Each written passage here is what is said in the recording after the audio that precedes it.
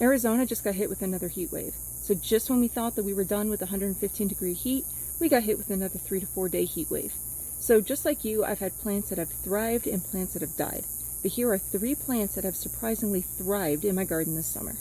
Number 1 is blueberry. This is my sunshine blue, and over here is my Unil.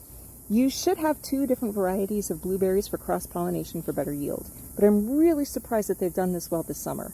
I know they need some pruning. I'm going to wait until it gets a little bit cooler, but I haven't done much to them. I planted them in blueberry appropriate soil and they've just taken off. Number 2 is my Primark blackberry.